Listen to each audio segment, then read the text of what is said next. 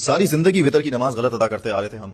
इस भाई ने ये वितर के बारे में वीडियो बना के पूरा इंस्टाग्राम हिला दिया और पिछले 2 दिनों से मुझे डीएम्स पे डीएम्स आ रहे हैं कि भाई ये क्या बोल रहे हैं, क्या हम वितर गलत पढ़ते आ रहे हैं, भाई प्लीज क्लेरिफाई करो। आज हम इसी वीडियो को एक्सपोज करेंगे।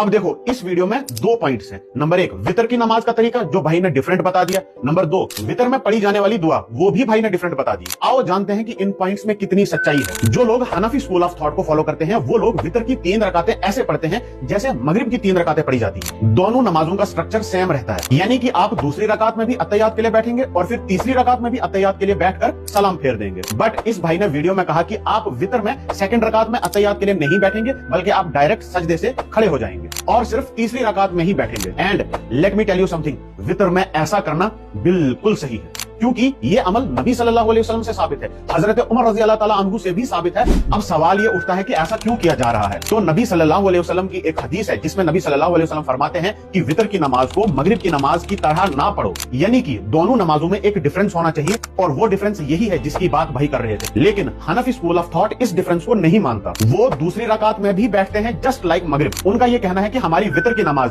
मगरिब की नमाज से ऐसे डिफरेंट है कि मगरिब की नमाज में आप सूरह फातिहा के बाद डायरेक्ट रुकू में चले जाते हैं, लेकिन वितर में आप ऐसा नहीं करते। आप सूरह फातिहा पढ़ते हैं, उसके बाद कोई सूरत पढ़ते हैं और फिर दुआए कुनूत पढ़ते हैं। अब ये दलील कितनी स्ट्रांग है या कितनी नहीं, ये अलग से मुद्दा है। एक और तरीके से भी वितर की नमाज को मगरिब की नमाज से डिफरेंट किया जाता है और वो ये है कि आप पहले 2 रकात नमाज पढ़ेंगे, सलाम फेरेंगे और फिर उसके बाद 1 रकात अलग से पढ़ेंगे। अब ये वो तरीका है जो नबी सल्लल्लाहु अलैहि वसल्लम से बहुत सारी हदीसों में साबित है और सहाबा भी यही अमल करते थे। लेकिन हनफी स्कूल ऑफ थॉट एक बार फिर से इस चीज को नहीं मानता। वो कहते हैं कि आप 1 रकात अलग से पढ़ ही नहीं सकते, इसीलिए वो वितर की 3 रकातों को एक ही सलाम के साथ पढ़ते हैं। पॉइंट नंबर 2, भाई ने अपनी इस वीडियो में कहा कि वितर में पढ़ी जाने वाली दुआ दुआए कुनूत हम गलत पढ़ते हैं। एक्चुअली हम लोग जो आज तक वितर में दुआ पढ़ते आ रहे हैं, अल्लाहुम्मा इन्ना नस्तईनुका व नस्तगफिरुका, इसे कुनूत नाजिला कहते हैं और भाई ने कहा कि हमें ये दुआ नहीं पढ़नी चाहिए, बल्कि एक दूसरी दुआ अल्लाहुम्मा हदीनी फी मन हदैत, ये वाली दुआ पढ़नी चाहिए। And this is totally right once again.